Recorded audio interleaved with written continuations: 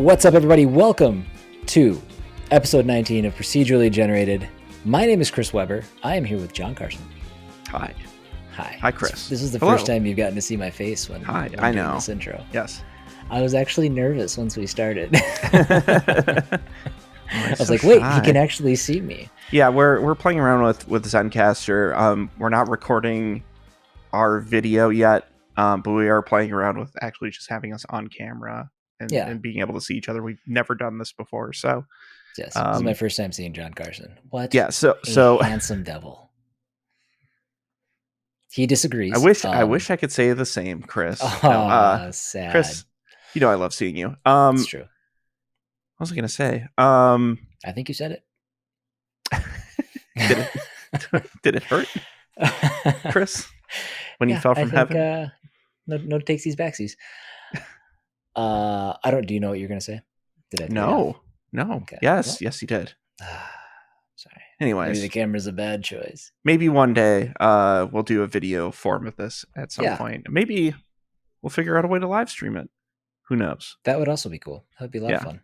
I don't see that being a huge issue once we hammer out these details. So yeah. Oh, I was gonna say, now you can tell when like my eyes glaze over and I just like stop paying attention to stuff. Yeah. So just wait till we start talking about magic. I'll be next week. It's fine. Well, like, Chris, could you wake up? You're on. Chris, host the show. Actually, I could talk about the Magic card game this week, but I'll spare you. So, Chris, we're back. We're back. It's a Tuesday. Yep. We're recording this on a normal recording day. Yes, it has been kind of a goofy couple of weeks, 3 weeks or so. So thank you for bearing with us. We should be back to a normal schedule going forward, barring some other weirdness. But I think we'll be good to go here. So sure. Let's get right into it. Hey, sure. Yeah. All right. Well, John, why not? What have you been playing this week? This week, well, besides Magic, I actually jumped into like the old Magic client. That's been around since like 2002 and has somehow been like kind of upgraded, so it still functions. That thing's hobbling along. But there was they did their first remastered set, so they took like 3 old sets from 15 years ago or whatever, and they made it into kind of like a draftable single set and put like a bunch of newer cards and like the old classic like Magic frame. They did a lot of cool stuff with it. Anyways, you can play that on the old Magic client. Told you I'm not going to bore you with this stuff this week. But I was like, I wonder how long he's going to go. I could talk forever about it. But actually, what I've played this week was I downloaded some of the new Bethesda games on Game Pass. So I downloaded Skyrim, you know that old ditty Skyrim, Fallout 4, and Prey. And I wanted to check out the new FPS boost that they added to those games. So previously, those games were all running at 30 frames per second on Xbox. What the FPS boost does is somehow it messes with the code and makes it run at up to 60 frames per second at like the same resolution that it was running before with an asterisk. But it seems to run super well. Skyrim looks really good. I kind of loaded up a save that was maybe like an hour in or something. I just walked around like the wilderness for a bit and ran fine, looked fine. I think that's going to be a cool way to play that game now. Fallout 4, which has always run like crap on consoles, actually runs super well now. So I wanted to see how that was shaking out. I wanted a good performing version of Fallout 4 because I feel like even on PC, like sometimes that game just chugs a bit. At least in my experience. Mm-hmm. And especially on consoles where I had originally played it, it was tons of slowdown and things didn't look right, and it had its issues early on.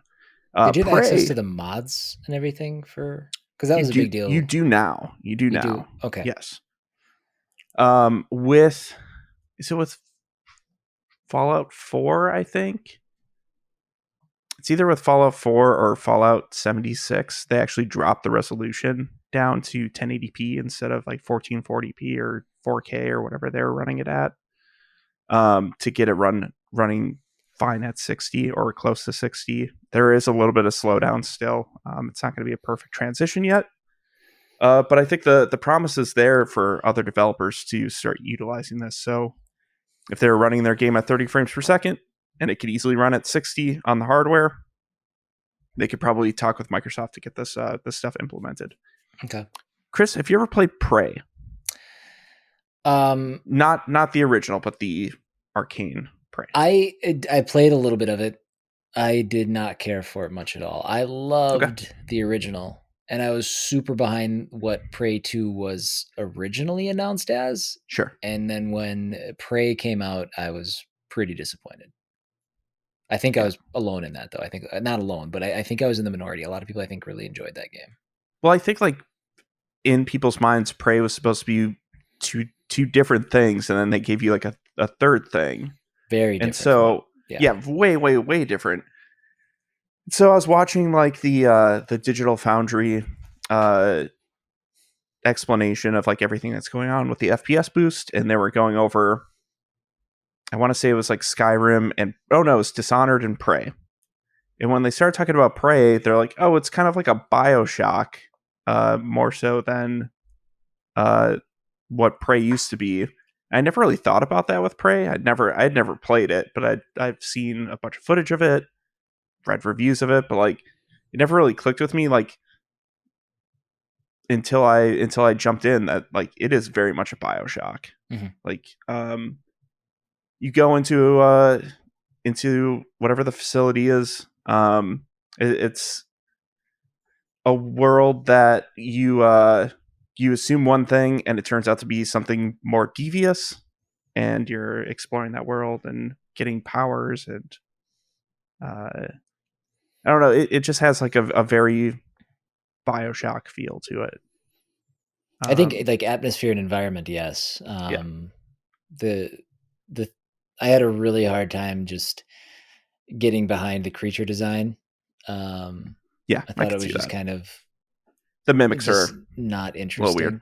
Yeah. Some of the abilities that they had to mimic things, like that's fine, but yeah, when they weren't that, it was just like, you're just weird goo things. Like So yeah. And I didn't get that far. Like I got to the point where you could start working on like your talent tree. Okay. And I'm like, I'll drop it for now. But I do want to get back into that at some point. Don't know if it's going to be this week. It's going to be a busy week of gaming at the Carson household. So, other than those games, I think that's it. I think that's all I've really been jamming on. Okay. How about you, Chris? Still Personaing? I am still Personaing. Yes, we reflected back on our time with Persona today. In fact, I'm 110 hours into the save file, which is probably like 70 hours for normal people. But sure, you do have to entertain. I do, yes. A lot of chat reading and getting distracted and all that good stuff, which is great. I don't have any issues with that at all. We started it on February 13th. It's almost April. I called the day that we started. I was like, my guess is we'll finish it first week in April. I don't think we're going to finish it first week in April. So I still got a lot of game left, but we're matriculating our way through that game. Yeah. You can start pulling doubles on it once you finish your other game that you've been playing. Well, yes, I could. We did finish Yakuza 0. You did. We kind of mainline that game. That's the first game that I've ever beaten. And when it showed me the completion, it's the first game I've ever beaten. I know it's weird that it's, streaming and all that. No, I finished it, and the completion percentage astounded me. John, I want you to take a guess. And the save file, credits roll. What do you think my completion percentage is? I wasn't there for the end of it, so I don't know this. Okay. 45%. Wow. You are remarkably high. Oh, all right. Yep. Would you like to venture a second guess? Yeah, I'm going to go with 28%. Cut that in half. What? 14% It was like your 14.7% complete or something like that. I just mainlined the story. It was a hard game to stream. All Japanese with English subtitles, really hard for like people to kind of sit back and watch if they didn't have like their phone right in front of their face so they could read the subtitles. Yeah. So I decided pretty early on that I did some of the side quest stuff and I was like, oh, this is pretty cool. I'd like to get into this a little bit, but not on stream. So we mainlined it, and when I finished it, it said like completion percentage 14.7% or something. It was really close to that number, and I was like, "Oh, what? Why There's some businesses you were supposed to build up, or yeah." So if anybody, karaoke? And that's still, I think that still took me 33 hours. Okay, yeah, I can see how that's 14. Yeah, so that's you want a forever game, Yakuza might be the thing. I mean. And then there's 8 of them. Yeah, there's 8 of them, but there's 7 on Game Pass, or there will be as of like this recording. Yeah. Yep. But I mean, I loved it. I did. I really liked it. Again, hard game to stream, but to play, if it's all in Japanese, but the voice acting is fantastic, I assume. It's cool. There's a lot of stuff to do in that game. Like I said, that was Yakuza 0. I've got 1 through 7 still that we'll be playing on stream. So we'll probably be approaching it much the same way until we at least get to 7 when we get some English dubs. Yeah. But no dubs until then. So unless you play the original PS1 version of 1, or sorry, PS2 version of 1. That one had dubs? Yeah, it was the only other game that had dubs. Like I want to say Mark Hamill is what's his name? Kiryu?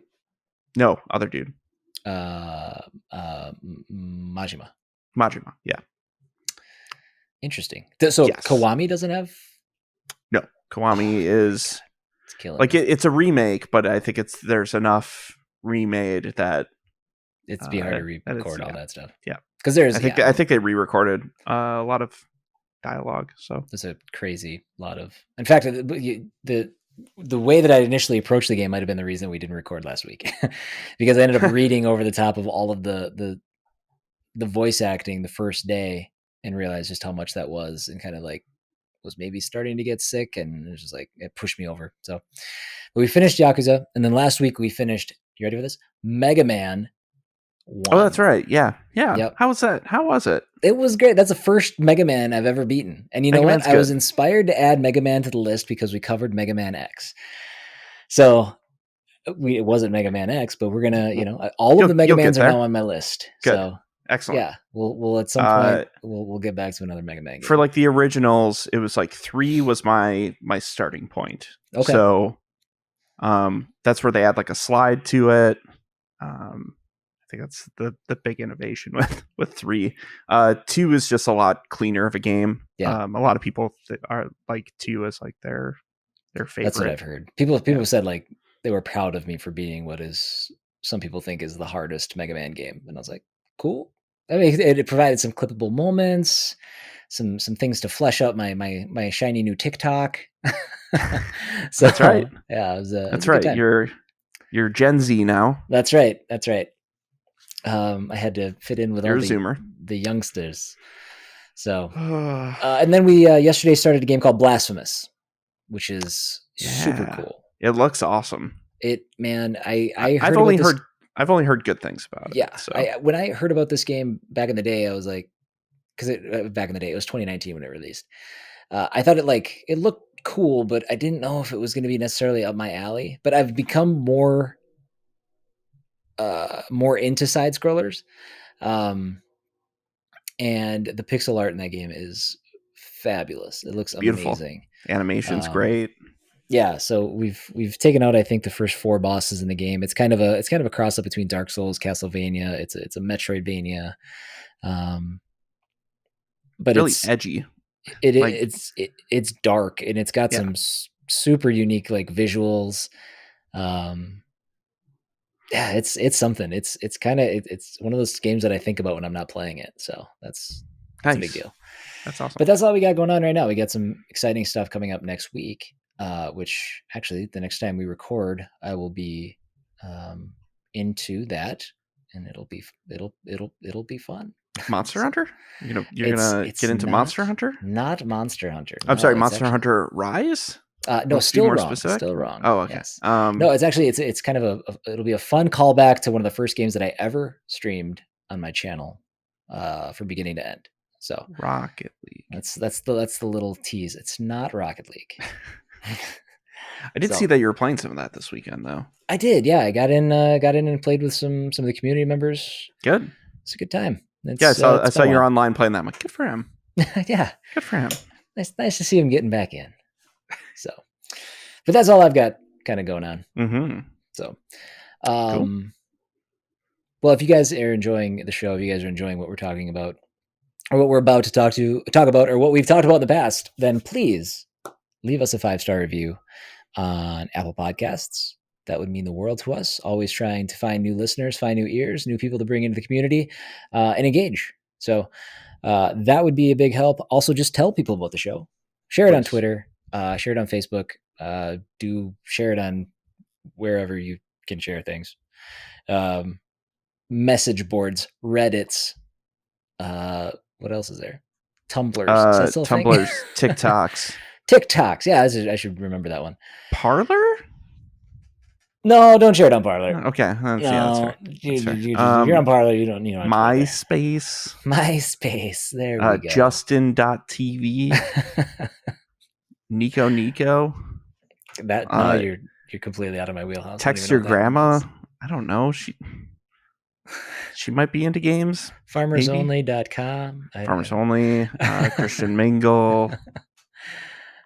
Okay, Cupid. That's where I met my wife. Yeah, little John Carson fact. Yeah, nice. Yeah. Okay, Cupid was. Yeah. Farmers Only. Oh, we're definitely farmers. Definitely farmers. Perfect. Speaking of engagement, if you guys ever want to reach out to us, please do so at patreon.com/procedurally generated. You can check out our Twitter, PG_show. You can send us an email at pgshowinbox@gmail.com. Our Discord is linked below. We would love to have you in there as well. And then you can also check out our YouTube, which will also be linked below. Groovy? Groovy. All right. Should we get into our first game? Sure. How about I'll take this one? I think we had you lead off last time. Yeah, please do. I'm not prepared. Not prepared. Perfect. I mean, prepared, now that we have video, we can make signals for like not prepared. Just be like, big X, not ready, can't do it. Yeah.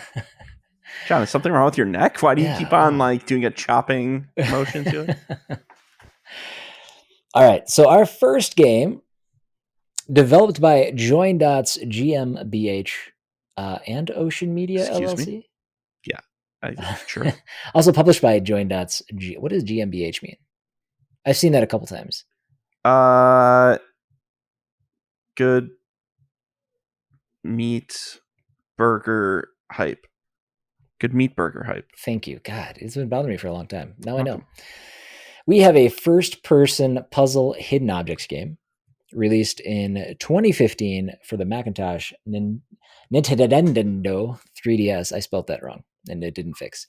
Nintendo 3DS, Nintendo 3DSi, Nintendo Switch, the Wii, and also released on Windows. We are covering the Nintendo 3DSi version of 1912 Titanic Mystery. It's about the Titanic. It's about Titanic II. I've never heard of this game. I feel like I've seen this bouncing around for a while now. It's on like a million consoles. Yeah. Sorry, I was trying to figure out what GmbH means. It's did you find long German words. I'm not even gonna. Okay. It's Gesellschaft mit Beschränkter Nailed it. That's perfect pronunciation. The upward inflection, I think, is what really sold me on you. Yeah, it's if you've ever heard someone speaking German without an upward inflection, what are you doing? Angela Merkel speaks like that all the time. You okay? Google trolled me. I put in GmbH in English, and it just gave me GmbH in English. I was hoping they could just. No.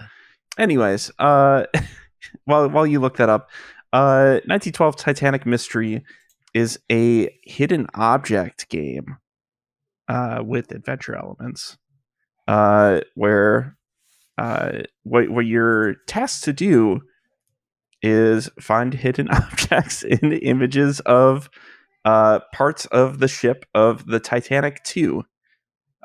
Basically, you are invited to be a passenger on the maiden voyage of the Titanic II, which is such a bad idea.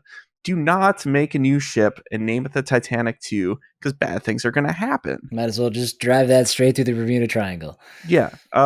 So your character meets a bunch of important people on the ship. You meet like the captain, like the concierge dude, the travel advisor. I don't know all the people that were on there, but there's like 4 or 5 characters that you meet, and they send you to one part of the ship, and they start you on the hidden object stuff. So what they do initially is they say find 10 of this type of object. So it could be cars, it could be balls, it could be butterflies, birds, briefcases. And then after you find those, they give you a list of items to actually find, and you're just clicking around and selecting these items that you find. You could do this in a timed or an untimed mode. I was doing the timed mode, and they give you 10 minutes per screen to find everything, which is way too long. I was just plowing through this game pretty quick.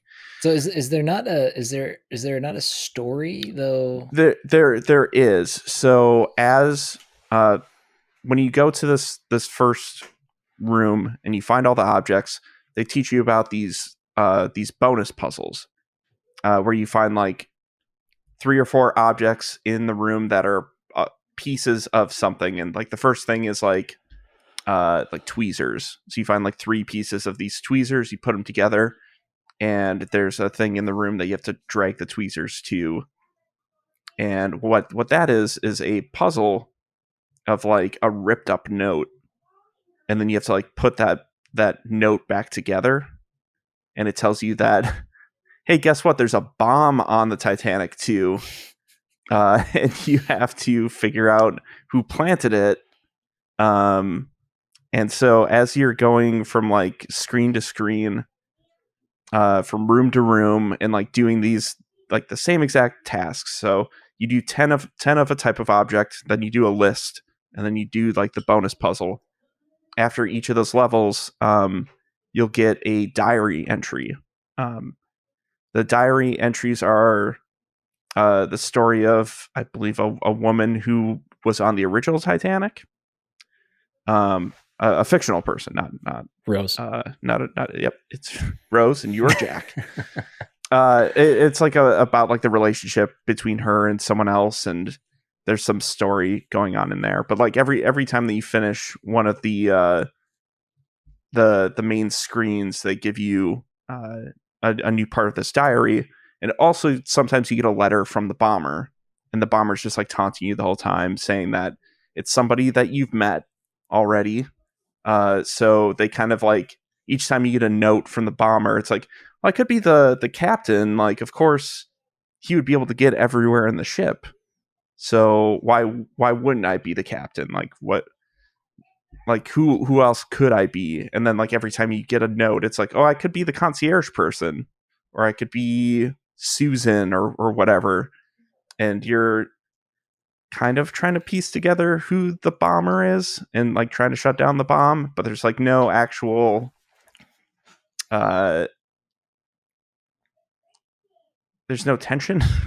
Okay. It's like you're just doing hidden object finding. It's just a plot device to give you a reason to keep finding these objects. Right, exactly. There's no okay. And so like eventually you keep unlocking stuff in the diary, and they start like mentioning more and more names, and then one of the the bomber notes. It's like, so I don't know if you noticed the name in there is like the same last name as you. Like your great grandfather or something was on the Titanic or whatever. And so like the plot that's happening in the diary relates to your character who has nothing fleshed out at all. Sorry if I'm spoiling 1912 Titanic mystery for everyone, but that's basically as far as I got. Yeah. I'm 3/5 of the way through the game, it seems. I don't know. How's the? I was watching a let's play of it. Yeah. How's the quality of what you're looking? I mean, was it the quality of my video, or are these games, this game specifically, but these games in general, are they? Do they look? Does it look okay? Does it look okay when you play it? Looks all right. I mean, Looks like, all right? I don't know like what resolution it's running at, but Okay. it's definitely like a 4:3 image, and it's something from like 2009, so it's probably like. Oh, was the original version of that game released in 2009? Yeah. Okay, I had 2015 for this one. I guess I didn't for the realize it was out. for the DSi Okay, version gotcha. was 2015. Yeah. So okay, something with those games. It looks all right. Like there's a little fuzziness. Like it looks old. It looks cheap. It kind of like looks like it looks like pictures were just clipped out and thrown into a game sometimes. Yeah, And that's kind of the vibe I was getting with that one. It looked a little bit better than that, but those hidden object games, it just seems they fall victim to that sort of treatment more often than not. Because they try to like stretch and shrink things and like hide them in specific places. Yeah. Some of those images look very pixelated because they stretch them out too far. Okay. I don't know. It's not. I mean, it doesn't look great, but it's serviceable. You know what you're looking for. For the most part, like there are some things. It's like, that's what that is. Like that was a glass pitcher. I could like, or is a metal cup. I like couldn't tell specifically what that was, but are you rewarded for clicking on? Are you punished, I should say, for clicking on things that aren't right? So you are, like, if you click on things that aren't right, like 5 times in a row, it starts moving your cursor for you in like a circle. Oh. So like they're like, you messed up. Like we're gonna mess with your cursor a little bit, but in the timed mode, it doesn't like dock you any time or anything. So I mean, you could just go and click everything if you want. Mashing. Okay, got it. Yep. All right. I don't know. I don't have too much on the game itself. You actually went into, I think, pretty good detail. Yeah, it's you just go from like room to room to room, or like here's the poop deck, here's the galley, here's the barber shop, here's they do call it the poop deck, I believe. So you have to. You know, it's good. Yeah. Yeah, I didn't expect there to be like a little story in there about like someone trying to sabotage the maiden voyage of the Titanic II. Terrorism, also bombs. It's every time you start a new level, one of like the 5 characters in the game will give you a little bit of actual Titanic trivia. Like, oh, one of these rooms would have cost a passenger like $5,000 back in 1912, which is equivalent to like $12 million today. Like, aren't you glad that you got this room for free? Is that real? Yeah. It was some ridiculous number. They're like, yeah, like due to inflation, this is what the price would have been today. Good or like God. Or they talk about like how many people actually like were found after the Titanic sank, or like how many people actually like, oh, most people didn't go down with the ship. Most people froze in the ocean. That was at 31 degrees Celsius, or Fahrenheit. Sorry, Fahrenheit. 31 degrees Celsius would be pretty That'd be warm. Nice. Yeah. Be a nice little hot tub. I don't think many people would have died. We're here to rescue you. No, I'm good. And they're like, oh, that's like, it has a lower, or it has a lower freezing point because of the salts in the water. So like, yeah, little like educational things peppered throughout that. So you got something. Cool. You got something out of it. A little something. Yeah. A little something. Yeah. All right. I don't know, but like the puzzles aren't hard. Like the bonus puzzles are usually like one was a memory game, like a literal like here's 20 cards, flip them over and figure out which ones match. Did you play this on a DSi? No, I played it on PC. You did play it Played on it PC. Okay. PC. Yeah. It is currently on sale on Steam for $1.49. I'd be an idiot not to Regularly play it. $5. I'm an idiot for not playing it before we started, actually. But now you can play it after, depending on where it lands on your list, on your ranking list. I gotta know how the mystery ends. Mm-hmm, mm-hmm.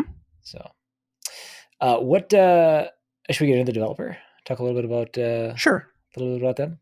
Sure. So developed by Join Dots, which now that we know GmbH is a German thing, Join Dots sure is a German company. It is. So this was their connect those, join those dots. Yep. This is the kind of insight that you come for. Come to the PG channel for, or the PG show for. So 1912, Titanic Mystery. This was the first game developed by Join Dots in 2009. Yeah. So this is how they got their start. They have been busy over the last 10 years. Making a lot of these types of games. Yes, these kind of games, but they also do I don't know, not rip-offs sounds so strong. What's clones? Clones. Yeah, sure. They've the hidden object games. They have one or two Angry Birds clones, and very simplistic 2D side scrollers that kind of made up a Candy Crush clones. Yeah. Hexic clones. Yeah. So overall, they've developed 16 games, functioning as the developer. I haven't heard of any of them. I'm sure I've seen a bunch of these around. Like, there's something about the logo treatment for like something like The Mysterious Case of Dr. Jekyll and Mr. Hyde. And I'm like, oh, I've seen that probably on like the DS shop, eShop. I don't know. They all look like just like $5 puzzle games. Yeah, that you'd see either on the eShop or on Steam. Yeah, and then Ocean Media, which is different than Ocean, the software developer who we've covered before on the show. This is a completely different company. Yes. Ocean Media kind of has much the same track record as Join Dots. They've published 25 games, and again, I haven't really heard of any of them, but they're much the same ilk as what Join Dots has created. Yeah, and I don't know who did what on this game, because it seems like Ocean Media did a lot of stuff that, like, the characters look very similar through all of their games, like somewhat realistic, but like really uncanny valley. Like they look kind of off. There's something like artistically that's similar, but I could not tell you who did what from my research. I just know that there's two companies that developed this one small game. Oh no, I almost backed out of my recording. I did not. It asked me if I wanted to leave. Did not. All right. I mean, that's 1912 Titanic Mystery. Pretty straightforward game. Pretty straightforward development. Yeah. Developers and everybody involved kind of have their niche. Not a lot to talk about. Do you have anything else for 1912 to kind of delve into? Not really. Like I looked into some of the actual, like, the names for the developers, and a lot of them were just working on games for this company. So yeah, it's and very much probably the reason why much of that art looks the same. You got the same people doing the same things for different games, and people must be buying it because it's. I mean, they've made tons and tons of these now.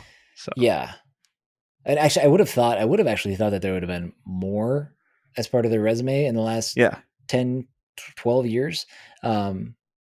So that was kind of surprising. I would expect games of this size probably not very difficult to make, turning out 3-4 games a year. It doesn't seem like they have that cadence. Like they're not putting one at that level. So you know, they must be able to maintain with the release cadence that they do have. So, but interesting game. You enjoyed your time with it? It's fine. Yeah. It's not offensive. I might go in and just hammer out the rest of it, just for the heck of it. Like, the story wasn't engaging. I mean, it's if you like hidden object stuff, if you grew up with like Highlights magazine, and you just like going to those picture hunts, spot the difference. Yeah, there are some of those spot the differences in here too. It's like, hey, there's 10 things on here that are different. Point them out, and those are like the best bonus games, I think, that were in this game. Even though like some of the pictures had more than 10 differences, and I tried clicking on some of the differences and it wouldn't.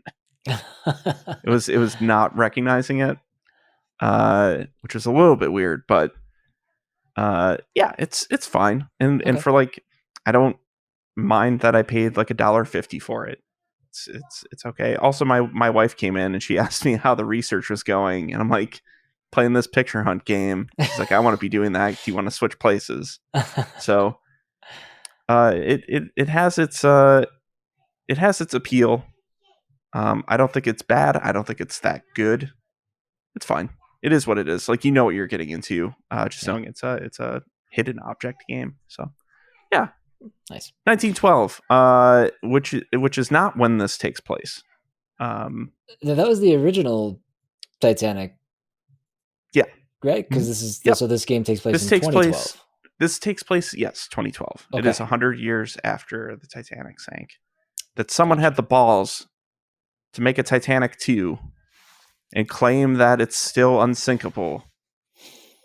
Little do they know, there's a bomb on board. Yes.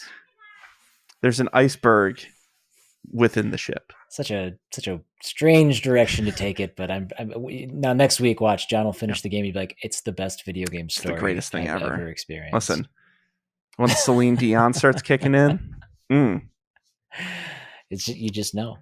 Once you have to draw someone like one of your French girls, I was wondering why this game was M-rated. Why is there just a naked lady on a couch here and a pad of paper and a pen? Spot the difference. On that note, John, should we take our first break? Well, sure. Our only break? I mean, if you want to take more breaks, that's fine. We can take more breaks. I've got stuff to do, Chris. Sorry. We're going to have at least 12 breaks this round, so... Oh, well. That's fine. All right. We'll do it. We'll see you guys in a little bit.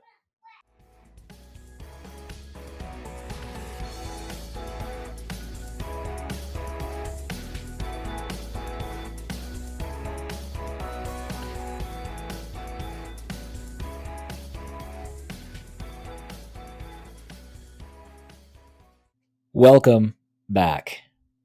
Part 2 of episode 19 of the Procedurally Generated show. John, how was your break? It's good. All hungry now that we've been talking about meals that get shipped to your house. Truth. I'm looking at garlic parmesan crusted filet mignon. Ooh, filet mignon? Yeah, that was on Home Chef.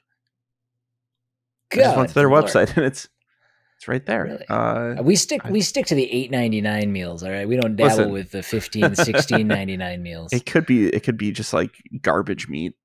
Who knows? It could be. Actually, everything that I've gotten from them, no, not an ad. Everything I've gotten from them has tasted really good. The quality. Unless you want to sponsor us. That's true. I was going to reach out on behalf of the Twitch channel and see what I could do. I think technically I could promote a different thing on the podcast, which we'll refrain from right now. But oh, is it a soap brand that we both currently use? That's right. That's the stuff. I think I can.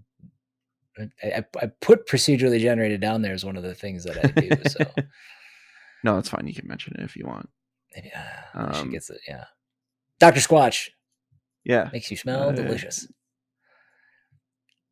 Makes your man parts smell like eucalyptus. Yes, or in my case, cold brew cleanse. Oh, sure. You just pour a beer on you? No, coffee.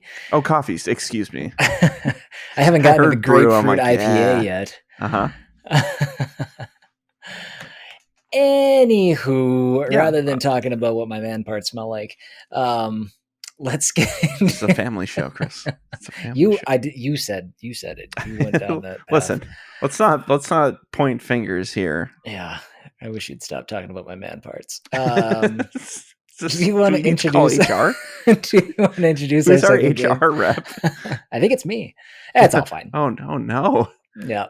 Yeah. So our second game is a movie adaptation developed by Capcom, published by Cap Computers. What's the Cap stand for again? In Capcom? Captain America comics. They had Captain Commando or Captain. Who is it? That's true. It's Captain Commando. Is it Captain Commando? Yeah. Are you looking up what Capcom? Capsule Communication is what Capcom stands for. Boy, I wasn't going to get there. No. Anyways, released in 1989 for the Nintendo Entertainment System. This is Willow. Yes. Based on the old Lucasfilm movie that will soon be getting a TV show sequel on Disney Plus. What's the timeline for that? Do you know? They announced it like a few months ago, so it's probably like a 2022 joint. Got it. I'm sure. So 1989, that's 32 years ago? 30. Yes. Yeah, 32. Okay. Yeah. Came out in 88. Movie came out in 88. The movie came out in 88. Okay. Okay. Movie directed by Ron Howard. Yes, I noticed that in the credits when I was trying to watch the movie. But also the story by George Lucas. Yes, featuring Val Kilmer. Yes. I can't say. Dang it. I was going to say his MacGruber character's name, but that's not going to go over well. I've never seen MacGruber, so. Oh, you should see MacGruber, my friend. I know. It's really good. I think it's on Prime. Listened to Dan Reichert enough in my life to realize that I need to watch MacGruber. I hung out with Dan for years and had never seen MacGruber until like 2 years ago. It should happen. You should watch it. It's very good. Anyways, Willow starring Warwick Davis as Willow, and Val Kilmer as Batman. Right? Is that who he is? You watched the movie. I saw the first 15 minutes. It seemed like the direction it was going to take. Sure. I did it when I had a child who's not interested in anything other than cartoons or animated things, running around the house with his, whatever noise maker he had at the time. Yeah. So it wasn't the best time to experience the movies for the first time in 30 years. So one of these days. Yeah, maybe. We'll watch Willow.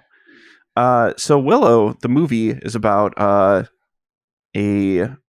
farmer / sorcerer in training, Willow, who gets his hands on this baby that has the power to kill an evil queen. And the whole movie is their adventures together, trying to destroy the evil queen. Yeah. I believe. It's reminiscent of a Lord of the Rings kind of a thing, right? Sure. Yeah. George Lucas invented Lord of the Rings. Mm-hmm. You heard it here first. The video game, on the other hand, Willow is mostly alone. Does not have his companion, the baby, or Val Kilmer, who's like his Aragornish sidekick. This is pretty blatantly a Zelda clone. From just a couple years after Zelda released. Yep. It is a top-down action RPG, I guess, where you play as Willow. Willow has a sword. Willow slashes the sword just like Link.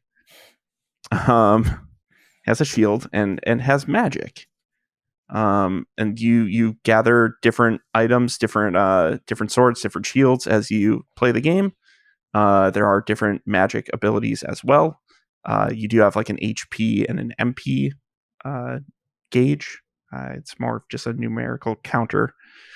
But you have a handful of different spells that will do different things, like transform you into a little like ooze monster. You have stuff that will shake the screen and damage all enemies. You have fire spells. There's a bunch of different stuff in there. But the game is, man, it is a Zelda. It is a Zelda like. Did you ever play this game growing up? No, I feel like I have at some point, but I can't like looking at it now. I don't have any significant memories of playing this. Did you? I did. Yeah. This is one of the games that I do remember playing when I was growing up. I never made it very far because to this day, I have trouble with some open world games in where I have complete freedom because I get overwhelmed with the choice. Now this is an NES game. This is not Breath of the Wild. But as of 1989, as a, let's say, 5-year-old, maybe it could have just as well been the biggest game ever made. So like I would walk around for a couple of screens, maybe kill some enemies, but get so crossed up on where I was and where I was needing to go that I'd never ever made any progression. I think I was a little too young to really get into the game, but it was to kind of parse what to do and where to go. Yeah. And I never saw Willow, the movie. I knew it was based on a movie, but I never had seen the movie back then. So it was just it was one of those things where it just didn't quite mesh up with me at the time, even though, I mean, this is actually the kind of game that I would love to play now. Oh, my video stopped. Oh, sorry. I stopped it. It was kind of drifting. Was it? Yeah, it was. I'll turn it back on if you could. Oh, well, yeah. I just want to see if that would fix it. I wanted to see if I could mute your image and unmute it. See if I had that power. I do not. Okay, good to know. Lessons learned. Okay. Yeah, it's still delayed, which is weird. Anyways. Okay. What was I talking? You're talking about the Willow movie?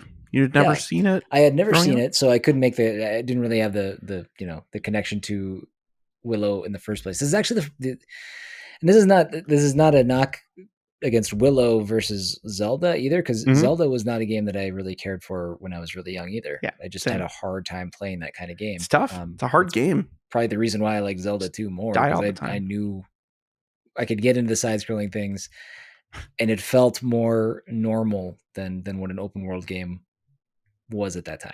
Sure. But I remember this game nonetheless, because I think I must have played the first little bit of the game a handful of times trying to get into it. So, but yeah, I do have a little bit of experience with it. So, the description for this game, and I know you kind of went through it, but the major difference is you're fighting this evil sorceress named Bavmorda, and the game does follow the movie's plot, and it does expand on a little bit by introducing some characters, some races, and some enemies not found in the movie. But like John said, you spend most of the time playing as Willow and Willow only. Top-down perspective, Zelda clone, some other games. Yeah, it's a grid-based map. You're going from screen to screen. Yep. Nothing that's like actually. So as I knock my microphone, anything that's actually like scrolling smoothly. It's all. Yep. You move from one screen to another, like Zelda 1. Yeah. There were other games kind of this ilk too. Crystalis was one. What was the other? What was that fourth one? It's not one that there was Newtopia. Yeah. And then there's Golden Axe Warrior, which is a spin-off of Golden Axe, I believe. Okay. Yeah. So these was also another Zelda clone. Yeah, I mean, Zelda immediately started spawning these types of games. It was a big thing. Yeah. So, one thing that was different about this game, though, that I would have found more intriguing in Willow than Zelda, is the idea that if you did slay enemies, you got experience points. It's Zelda, very much an RPG. yeah, you would in Zelda you drop rupees, maybe some items, something like that. But here the idea of actually having like a Final Fantasy progression system, a Dragon Warrior progression system, and incorporating it into an action RPG was interesting. It was Yeah. That would have intrigued me quite a bit more. Let me just see if there's anything else. There are bosses. There are, boss which are monsters. presented in a different way. Like normally, the HUD in the game is almost non-existent. There's a little window in the top left corner that shows you your experience, your MP, and your HP, and your level. But it takes up a very very little space. But when you get to a boss room, like the whole like left side of the screen, like the left quarter of the screen, turns into like a display that shows like your enemy's health and the player's health. It makes it more of a like you know that you're in a boss battle. Like it's not just a typical enemy that you're fighting against. Um, this game, the art in it's very detailed. I don't know if you noticed that, like looking at the screenshots for it, but like it doesn't look necessarily like an NES game. No, I it feel like there's looks. like too much. There's like too much detail carved into like the grass or the dirt, the trees. Like everything is very much. It's not as blocky looking as you expect for the NES. Yeah, we're like, I mean, it used repeat textures. I mean, it's still an NES game. Like there's Yeah, limits to it, but the way it's presented, there's more variety to every screen than what you would see in like a Zelda. yeah. Whereas There's a lot of actual texture to it. Mhm. Like the grass or like the ground almost looks like fingerprints. Like very very fine lines and detailed patterns. Like it is repeated over and over, but it's something on like such a fine detail you just don't often see it. I guess this is four plus years into the NES life cycle. Like people are getting more acquainted with what you're doing with the technology. But even like games going a little bit further into the 90s on the NES, I feel like they're getting they're getting better with the color palettes and with the audio and with some of the visuals, but you never really see anything that looks like this. There's something different about the way that this game looks. Yeah, and that's actually one of the reasons why I wish I would have been a little bit more into it when I was younger, because I think it might actually be more visually appealing than Zelda. Yeah, yeah, So yeah. it's I would say it is. yeah, it just it hits you different. It just, it's, and I don't know if that maybe added to my even added to my confusion as a Mm-hmm. kid trying to play the game, where it made Yeah, it just harder to recognize areas. Even though it sounds like it'd be more unique screens, it probably was, but I don't know, the grid. Yeah, I guess I just can't I can't say for certain why I had such a hard time with this game specifically when I could have played Zelda, and I did play a mm-hmm. lot of Chrysalis. Chrysalis was probably my favorite Zelda clone of the like back in the day. Mm-hmm. I think I played that more than Zelda itself. So, Yeah. but yeah. Um, do you have anything else about the game specific? I have some interesting like tidbits of some other things, The but music slaps. yeah, It's got some good music. we'll be actually talking a little bit about the music. I figured as Yeah. much. So I Um, just wanted to put that out there before we got into like the development and stuff like that. So yeah, no. So a couple of things that I have before we get into the development and everything. So around the same time, there was an arcade game also released called yes. Willow, Mm-hmm. um, based on the same property, but it's a completely different game. It's actually made to Also, play. Oh, sorry, what? I was gonna say also developed by Capcom, Also correct? developed by Capcom. Yes, it's one of those unique situations, kind of like Ocean, which we ran into Yeah. with what game was that? Jurassic Park. Jurassic Park. Yes, good call. Oh, I was thinking like with a arcade version. Well, the fact that they had multiple, they Two had the different same company versions, but working on, very different yeah, the games. same property but creating completely different things, because Yeah. the other game that they created was for arcade was much more in line with like Ghouls and Ghosts, Yes. 2D side scroller. Um, Actually, it looks pretty. pretty good. If you check some screenshots of that, IGN has it listed as number 89 on their list of top 100 NES games. So this was it's pretty high. That is pretty high. I mean, it's really high. A lot of NES games out there, so to make the list is quite the honor. I have one other detail that I want to add, but I have to check something on it real quick. Yeah, sure. So I don't know if you have anything you can vamp about. No, I guess like back to the game, like and back to some of the art. Like this is still like pre-90s NES. And surprisingly, like the character models look pretty nice. Like the enemies, there's like multiple enemies on screen. It doesn't seem to be like slowing down or anything. It looks like it holds up pretty well on the hardware.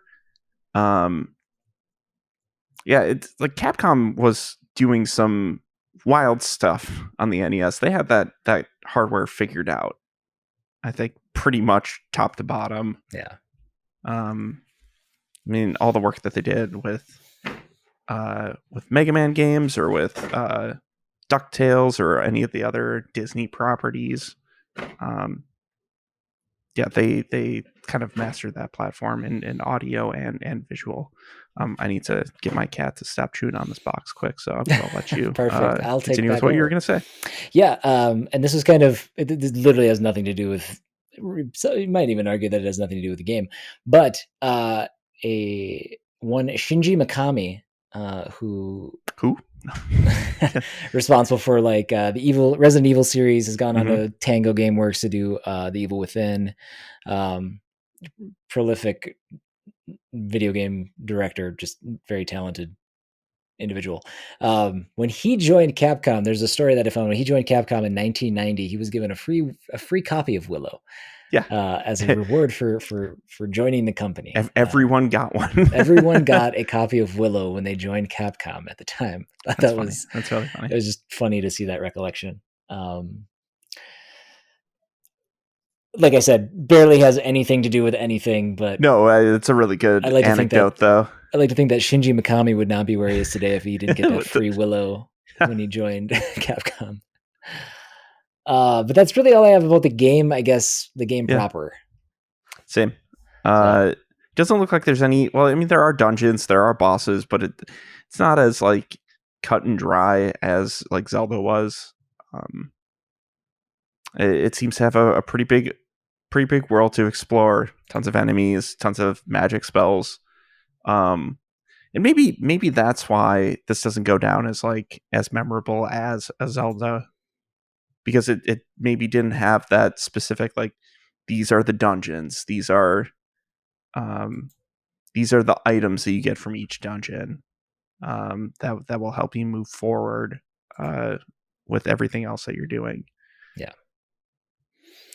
And the detail you talked about, the world detail. One thing that I think rubbed me the wrong way too as a kid is that the main character, Willow, he always looked weirdly washed out compared to the backgrounds. Like it just seemed he kind of does, ghostly, like see-through-ish. Like it's a subtle thing, but it's just one of those things. Like it just never felt right playing as him. Like something just was off about his character. But yeah, I have a little bit on. I mean, Capcom. Turns out they've made a lot of games. We've talked about this in the past. They've made some games, man. Yeah, and they continue to make some video games. So, but specifically, I wanted to call out Harumi Fujita. So, he worked on the soundtrack for Willow, and I think one of the best NES. I don't know. It's probably arguable. I don't know. Best SNES or best NES soundtracks ever made belongs to Ghosts and Goblins. Just that iconic song from the first level. So that was he had worked on Ghosts and Goblins and had done the soundtrack for Willow. He worked pretty regularly in the industry throughout the 90s, slowed down a little bit between the year 2000 and 2020, but has recently worked on Streets of Rage 4. So he's still doing contemporary stuff. It's Yeah, great. his output in the video game industry has dwindled pretty drastically, having only done 5 games in 20 years, whereas before he was responsible Yeah. for almost a good chunk of Capcom games. I have not played Streets of Rage 4, but I've heard it's very good. I've heard that as well, and I know the music, because I think he also did Streets of Rage 2, which has an awesome soundtrack. Yes. And it was a big deal that they were able to pull him back to make the soundtrack for Streets of Rage 4. I remember there being chatter about that. So just the idea that he's still active, he's still turning out, I'm assuming, good music. Again, I haven't played Streets of Rage 4, but having had a start with Ghosts and Goblins, I wish I actually had a sound bite to play from that first level. So just going back to him making the soundtrack for Willow being kind of a big deal in the industry as it relates to soundtracks and whatnot. Do you have anything for developers? Anything? I do. So the director of this game, this will connect to you personally. The director of this game, if I can pull this up quick, is Akira Kitamura, who also directed a little game called Mega Man. Oh, so same director in both of those cases. I have his stuff up here. Yeah, he was a planner or director on Mega Man 2, Willow. It kind of goes off from there. Not a lot of stuff. He worked on a game called Kokoron, Funky Jet. But then not a lot after that. His latest credit is Rockman Complete Works in 1999 as a planner. Okay. Not a lot after that, but what a way to start out though, going with Mega Man 1 and then 2 and then into Willow as a game designer and director. Took me 30 some years to go back and play his first game. Maybe I'll have to pick up Willow again or just move on to Mega Man 2. Oh, Who it's knows? coming. It's coming. And I really like that. Like we use Moby Games a lot for our research. That they have been, at least for a lot of the early Capcom developers, they started tying their code names to them in Moby Games. So like Akira Kitamura was always credited as AK in his games. And then there's a bunch of others in Willow. Let me pull up the old Willow page here quick.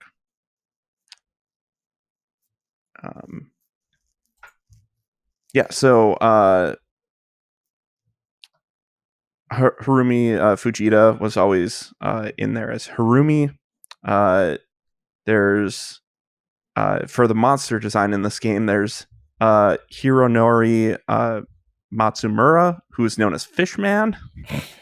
Tall Knob is apparently a name of somebody. That's Tall Knob. Tall Knob. Yeah. And then Naoya Tomita as Tompon. So Capcom used a lot of Japanese developers in like the 80s used code names for their credits, and a lot of those people are like people either didn't figure out who they were or they did. So I think it's cool that people are putting those code names in with the credits in Moby Games. I just saw Fujita, who I talked about as well, also did Final Fight and Strider music. Yes. So yeah, this dude. Tomba. I don't know. Tomba slaps. Is that it? Okay. I believe you.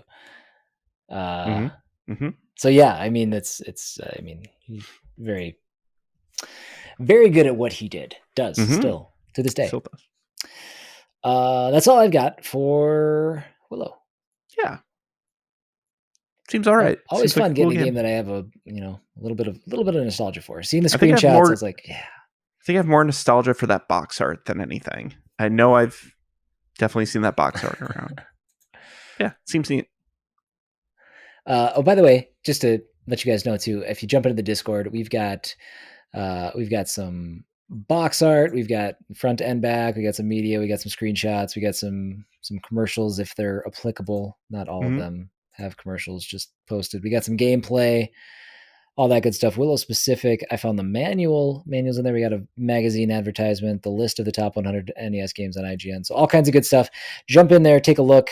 1912, we had some gameplay, trailer, ads, just some cool stuff from the time. We've also got some stuff in there for the third game, which, John, why don't you go ahead and introduce that one to us?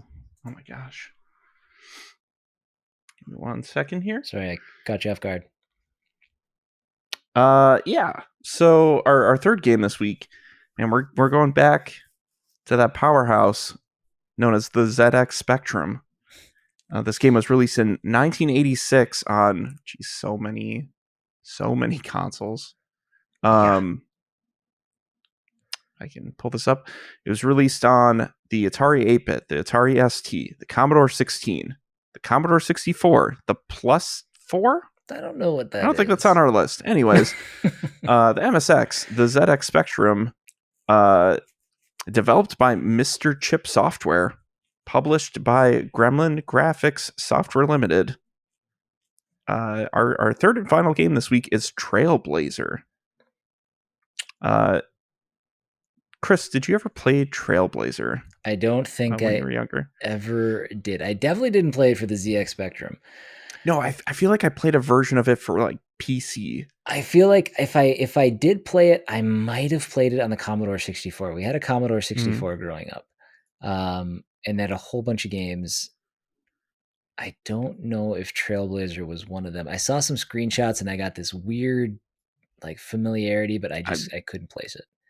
Same. I feel like I've played this game in the past, and I, for some reason, my mind is connecting it to like a shareware disc, like some sort of a mass demo disc that I had for PC.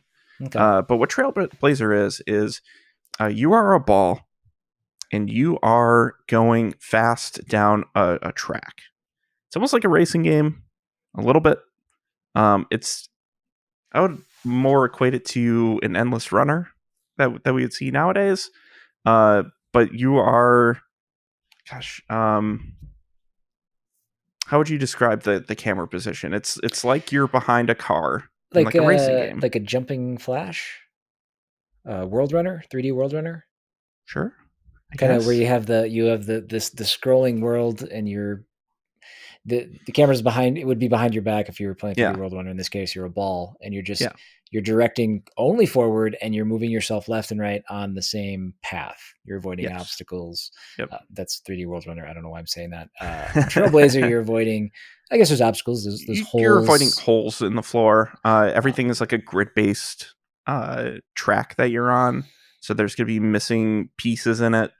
But also the different like rectangular chunks of the path have different elements to them. So they'll like speed you up, they'll slow you down. There's some that'll make you jump. And you kind of need to memorize those as you go. Some paths will only have like, let's say there's a big jump, and there's like the path diverts into like two distinct paths, like two small just two small paths you have to go down, but only one of them has a jump pad at the end. So you have to like memorize what that pattern is and what that track is. How many tracks does this game have, Chris? I didn't see how many tracks there are. Usually each race. I know I saw it for the second one, but okay. Usually each race lasts 15 to 45 seconds, so they're pretty quick. Yeah. And there are two modes. There's time trial, and then there's an arcade mode. Again, this is specific to the ZX Spectrum, which also seemed like it might be the lowest. I don't want to say lowest quality version of this game, but if you look at screenshots of the ZX Spectrum versus the Atari ST, our Atari ST has like a real colorful background. Everything looks a lot cleaner. The ZX Spectrum makes it look like an older like an old school Atari 8-bit type game. Yeah. And really, you're working with rectangles, you're working with different colors, and you're working with some sort of like gravelly pattern on some of these rectangles to like display that it's a different color or it's a different kind of tile. So yeah, I mean, you're not working with much, but yes, there are different backgrounds and I guess different resolutions for the paths and different colors for the different consoles. So, here are I didn't see this before, but here are the different properties for the different kinds of tiles. So the special fields on the track let the ball jump, which is blue, slow down, red, speed up is green, warp the ball speed, the speed of the ball is white, which I'm guessing is like way, way faster. Yeah, I don't know what that means. Invert the controls, which is cyan or light blue, or bounce it backwards, which is purple, or fall through a hole, which is black. So lots of things happening. Mm-hmm. Probably pretty. And all you're controlling the whole time is left or right. Yeah, you can also jump. Oh, there is a manual jump. Okay. Yeah, there is a jump. Got it. Well, maybe not in all versions. See, that's what I was wondering. I was trying to look for controls and I couldn't find anything concrete. So, okay. And then seeing that there were tiles that made you jump, I figured that was the only way to jump, but could be wrong. Could be very wrong. I don't know if we have anybody old enough listening to this who would know. True. If you would like to give this game a shot, first off, I didn't even know this existed. There was a Commodore 64 mini that was released. Did you know that? Oh, yeah. This game's on there. So this is this game actually, for the time got a lot of love. Like a very good game for the system. Yeah. So, I was surprised to see it on the Commodore 64, but when I found out that it was kind of beloved on Commodore 64, I guess it made more sense. So this was. It's a game of speed and skill. So especially in the 80s when arcades were a huge thing, and before, I guess, as well. Seems like something that would be like one of those arcade experiences at home that would make money. Like why spend so many quarters at the arcade trying to master this thing when I can pay $40 for it and bring it home? Right. And it's nice and colorful and fast, and yeah, it is. It looks. It looks the difference between the ZX Spectrum and the Atari ST version, just based on like the screenshots I have in the Discord. Yep. Boy, that Atari ST version looks like a lot more fun. Yeah. Super colorful, fiery Trailblazer going along the sides of the path. That is really cool. But yeah, it's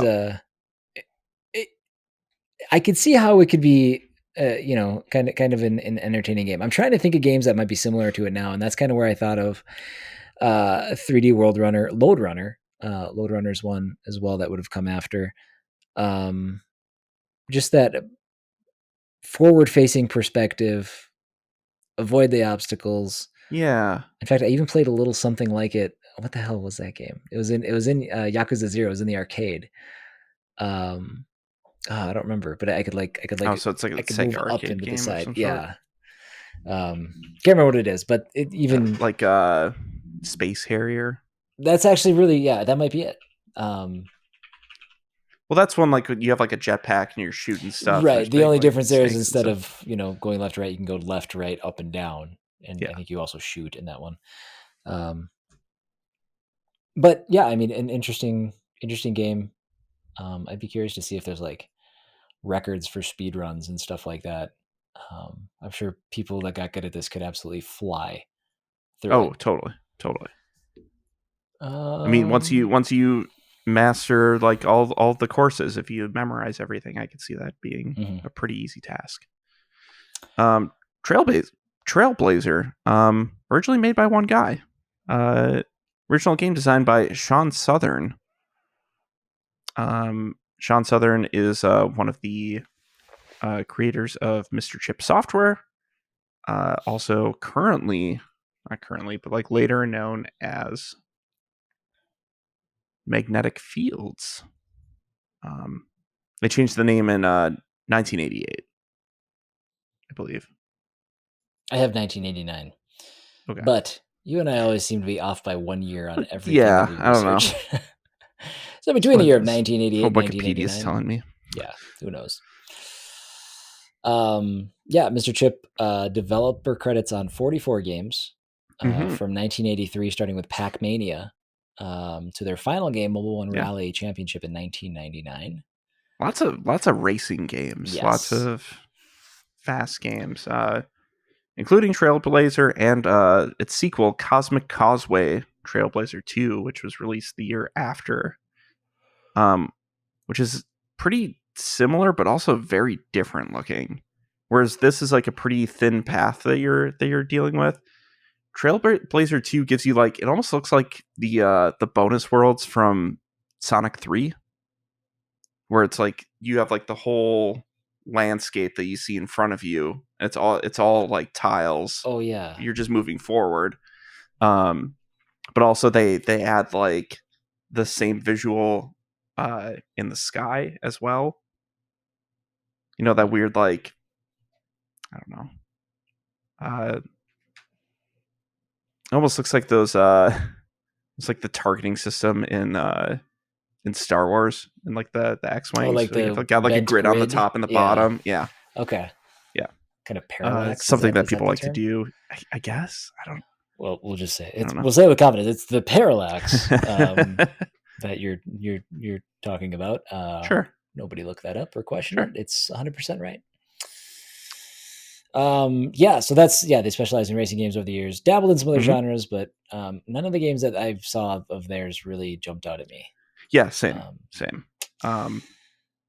Then a little bit about Gremlin Graphics. They were founded in 1984. They had done a couple of acquisitions in the 90s, and had also gone public. Eventually, were acquired by Infogrames in 2000. Infogrames comes a back company again. You've heard a few times on this podcast. Absolutely. And ultimately, they dissolved in the year 2012. They have publishing credits for 202 games over the years. Their first game was Wanted Monty Mole in 1984, and the last game that they published was Actua Ice Hockey 2. I don't know. I remember that. I remember that being a series, but that's the first time I ever tried to say it out loud. And I don't know if they were trying to go just Actua minus the L. It's not actual ice hockey. It's Actua. It's Actua. It's like Virtua.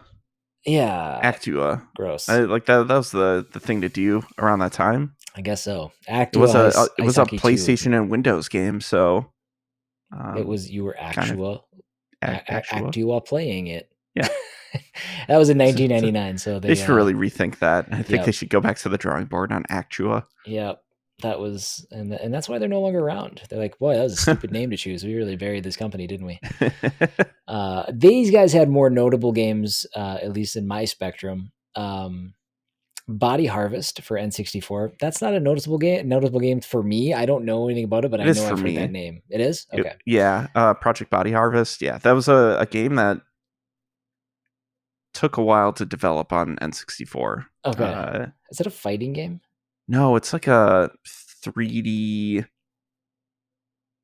It's almost like a Starship Troopers-y, like 3D, like third-person shooter. Okay. Openish world, I guess. Gotcha. You'll have to look up Body Harvest. I think so. That's a game. They also had Jungle Strike on SNES. Those games were fun for being helicopter games that I would normally never ever play. Those are actually kind of fun games. And the only reason I played it extensively, it wasn't on SNES, but Jungle Strike and Urban Strike were regulars on the Sega Channel. Oh, sure. So I was I used to have a Sega Channel, loved it, got to play those games all the time. And then they actually worked on the licensed version of Men in Black on the PlayStation. So nice. I don't know if that's a good game or not, but I was like, hey, Men in Black. That's a recognizable franchise. Yeah. So Gremlin graphics, I mean, they more prolific than I would have thought. Having 202 games released, acquisitions, gone public, and then acquiring and ultimately dissolving. But back in the 80s and 90s, they were all over the place. I can't think of seeing their logo in any games. No, I think a lot of them were. So on Moby, it says that a lot of their titles were published by Interplay here. Oh, so that might have been. I saw Interplay So all over the place. That is probably more European Okay. distribution. Seeing that Magnetic Fields is a British game development company. So, yeah, it seems like a lot of that stuff was, Gremlin distributes directly to large multiples and in Europe. So, yep. Okay. Well, cool. That's all I've got for Trailblazer. I forgot the name of the game. Same. Should we rank them? Chris, I think we should rank them, and it is your turn to go first. It is. I can confirm. Well, let me see. Game number 3. For me. Tell me all about it. Is gonna be. God, this is hard. Do you want to find hidden objects, or do you want to blaze some trails? Gosh. Or do you want a Willow? I think number 3 is going to be. It's okay. Only because we drew the ZX Spectrum version of the game. Sure. It's going to be Trailblazer. Now, if it was the Atari ST version, we might be having a different conversation. Sure. But boy, the ZX Spectrum version just did not look. Seeing the difference between the two was like, oh man, that is definitely the worst version of that game. Yeah. But I'm kind of behind. I'm into. I tried to play it on the software library, and it's one of those games that, again, I could not find the button on the keyboard that made the thing go. Sure. So I sat there on the title screen and was like, well, I guess I won't try this one. I pushed every button.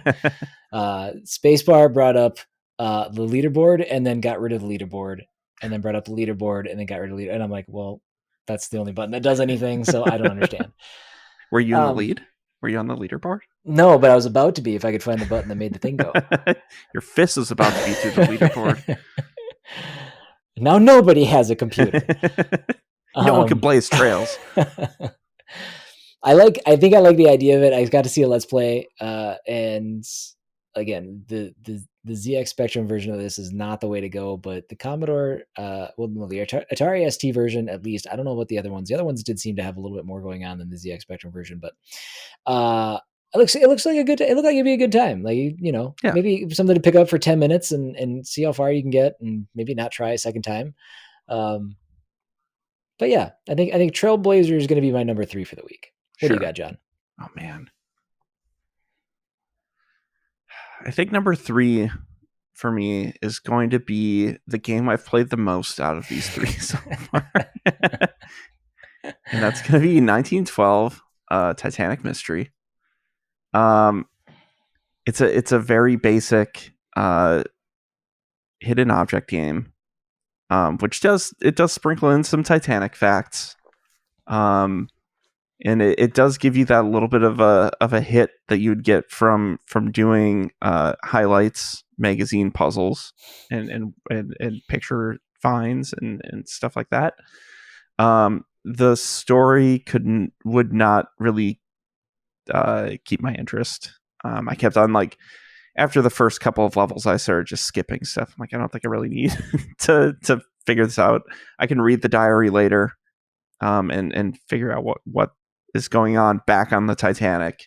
Yeah, it's fine. I don't know. Like,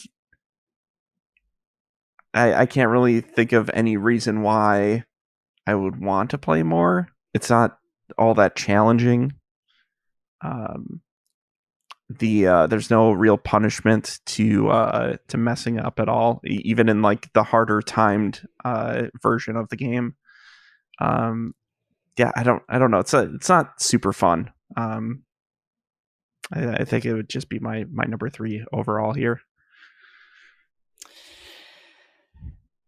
So the idea Mm-hmm. that a terrorist has planted a bomb on the maiden voyage of the Titanic II. Nothing good's gonna happen either and way, you're Chris. skipping the story? Now, you know what? You're just missing out on what could be the best storytelling. Again, we talked about. I put I was together excited. a puzzle.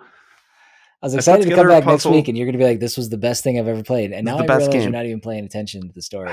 So, I was for a bit, but like when the story is like 18 pages of, I don't want to be with my man anymore. My man has another woman on the ship.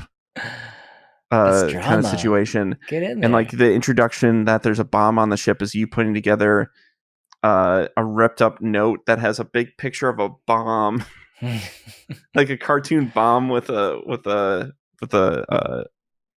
fuse coming out of it, with the fuse sparking. It says there's a bomb on the ship. I've planted a bomb on the ship. You have to figure out who I am. I bet the story ends with like some 8-year-old who just like drew a picture and threw it in there. Yeah, it's like, haha. Didn't mean to. That was the bomb. Is that picture? Well, 1912 Titanic Mystery is my number 2. It's your number 2. Okay, great. Yeah, I High praise. I think it's something that I could really be invested in the story on. No, I actually Titanic aficionado. I have like a weird interest in hidden object games. My mom plays them all the time. I like them, and like I said, this isn't a bad one of those. It's just it is what it is this week. There's 3 games. There has to be an order here. Yeah, I don't think it does anything. It probably doesn't do anything to stand out. As like, oh my god, the best hidden object game ever. It's still a hidden object game. It has a ceiling. Yeah. And I don't know. I thought the story was kind of off the wall. Just the idea that a terrorist is literally planting bombs on the Titanic II. Titanic II. So I was like, well, I'm in. But yeah, no, I think it's the kind of game where I could like take a DS to bed, and click on some hidden objects until I fall asleep. I wonder how that plays on DS. Perfectly fine with that. I didn't really look into the DS version. So, I don't know. Is it $1.50 on Switch? It's $1.50 on Steam. So maybe let's look at the Switch version of this. I don't know. I think it is what it is, and I would rather find hidden objects than play the ZX Spectrum version of Trailblazer. That's fair. That's fair. What's your number 2? Yeah, my number 2 is Trailblazers. Trailblazer is a fun looking arcade game. It does have that slight tinge of nostalgia from whenever I played it 20 years ago, and probably dropped it because it was super hard. I feel like there's too much like, not randomness in the levels, but like there's so much information that you need to parse that's like going by so fast, and by the time that it's gone past you, like you've already messed up. It's kind of a column start the level situation. Over again. Either like a column situation, or just like being trapped in like the arcane design space of like needing to stretch out your amount of playtime by like screwing over the player somehow. There's a lot of like memory and repetition with this game. There's a lot of like reflexes that you need, and being able to memorize like what all the colors of the tiles mean. But even with that, like there is something fun about just like going through like a challenging level, like trying to dodge all the holes in the floor, trying to not speed up your ball too much to like propel you into the void. I don't know. It seems like a fun game. I would definitely try a newer version of it. Maybe not the ZX Spectrum. Maybe it would be like one of the Commodore 64 or Atari versions. Yeah, I would play this on the Commodore 64 Mini. I think that'd be cool. Yeah, that would be neat. Chris? Number one is the game that it's the game I've played the most of. just not in the last 30 years. It's Willow. Yeah. I think this might be a fun game to blast through with a guide. Just here's where you go. Here's the directions. Check it out. See what it's got to offer. I would love to see what a boss fight looks like in that game. Yeah. Just have a sense of direction. Just power through it, and maybe I'll actually. I might even just throw it on my list and do it like a quick. I can't imagine that with a guide. That game takes longer than a couple hours. Most of the full playthroughs I was seeing were like couple hours, I want to say. So I think it'd be interesting. I don't know. 2.5 hours. Yeah, kind of mad at myself for not taking the time when I was younger, but also mad that the Can't beat internet yourself didn't up exist. for that. Yeah, if I had the internet, I bet I would have. I probably would have blasted through it quick. Hell, when I was little, I thought the the Chrono Trigger bridge fight with like the big skeleton dragon, I thought that was the end of the game. So wow, you can't blame yourself for being kept going beyond that. A dumb young kid. It's true. That doesn't understand how games work. Yeah, how but I think work. I think it's a perfectly competent Zelda clone. Yeah, it looks like it. Yeah, it's a game that, I mean, it's a really good looking NES game. And again, if you've never heard of Willow, the fact that it does have, IGN put it as their number 89 game out of thousands of video games on the NES, it should kind of speak to just kind of the quality of game that it is. So yeah, I think that Willow stands pretty firmly as my number one. I will mirror a lot of those sentiments. Willow is going to be my number one game for this week as well. Man, like I was saying earlier, Capcom on the NES is it's a special developer. They knew how to use that system. They knew how to make it sound good. They knew how to make it look good. There's a lot of fun things that they made. Willow's one of those things that I think I just missed out on. And watching some parts of like full playthroughs of this thing looks cool. I like the magic system in there. I like how that there was like a good chunk of spells that you had, and creative ways of using them to further yourself in the game. Willow just seems like a fun time, and it's something I definitely want to try at some point. I wish that there were modern ways you could play it, but there currently aren't.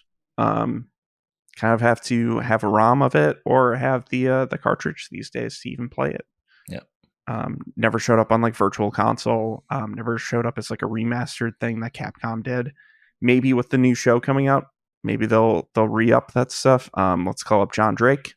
We'll see if he can make that happen, since he does. Is it just me, or does Willow not seem like the perfect candidate to show up just randomly on NES Online? I think that'd be great. Yeah, it just feels like that's if there's ever either that or give it like the DuckTales remastered treatment, or the Saturday morning Disney cartoon remastered treatment that they did a few years ago. They could do the exact same thing. Give it new life. Give it a little bit of an overhaul, maybe, and bring it out again. I think that'd be cool. Yeah. Willow is my number one. Zelda games are good. Let's be real here. True. If they are in the Zelda format, whether it's Darksiders or Link to the Past or Willow, it's gonna be a good time. So don't let me hear anybody claim that there aren't enough Zelda games. There are. They're just not all called Zelda. Right. Please play Darksiders. Did you ever play Darksiders? I played 1 and 2. I beat 1 and 2. I haven't played 3 Okay, yet. cool. Or Genesis. I haven't played. I played through 1, played a good chunk of 2, never touched 3. And have not played Genesis. Heard 3 is maybe okay. Genesis not so much. That's exactly what I've heard. Mm-hmm. I thought they were fine. Thought they were fine game. Fine video games. Well, hey guys, if you guys enjoyed the show, if you guys enjoyed what we talked about here today, please reach out to us and let us know. Yeah. Patreon.com/procedurally generated. Our Twitter is PG_show. You can reach out to us by sending us an email at pgshowinbox@gmail.com. We have our Discord linked below. We have our YouTube linked below. All of our past shows are up on YouTube. We have people that are active in the community that want to discuss this kind of stuff too. We would love for you to join them. We will be thanking our patrons here in just a second, but let us know your thoughts on these games. Let us know your thoughts on the show. Did we miss anything? Should we have talked more at length about something? Chime in. Is there a segment that you want on the show? Yeah, like new ideas for the show. What do you think? Give us anything. We did get I saw on Twitter we did get some DMs from Back to Snack about some of the voice acting. What was it? It was Tom Hanks and his brother switching roles for Woody in like video games. So I wanted to thank Back to Snack for reaching out to us about that. It's in the here, I'll read it right here. It's in the message requests. I didn't bring it over to the full thing yet. He said, "Hey, just listen to episode 15. John mentioned that Tom Hanks' brother does the voice of Woody in the games, which is quote unquote is weird, which is a verbal crutch that I use sometimes. Just call things weird. It's not that weird. He says Tom lets his brother do it because there are so many toys and games that Tom doesn't want to spend all his acting time focused on. Plus, it supports his brother monetarily, so that's probably why too. So that's a great point. Back to Snack. That is exactly why Tom Hanks' brother helps him out with the Woody roles, and it's great that he does. So helps him and his brother keep jobs going, especially in the old acting industry. I'm sure it's not easy being Tom Hanks' brother. No, I can imagine. But it also has its benefits, right? Because you get some primo roles as Woody. Let's thank our patrons. Yeah, we have Mecha Sprite at our platinum tier. Thank you so much. We have Xchin at our gold tier. Thank you so much. We have Cassidy, Catherine, Lone Wolf, Tim, and Tori at our silver tiers. Thank you guys. Thank you. And Aussie Gamer, Brandon, Jason, and John at our $3 bronze tier. Thank you guys. Thank you. Much appreciated. You guys continue to support us, and we continue to appreciate it.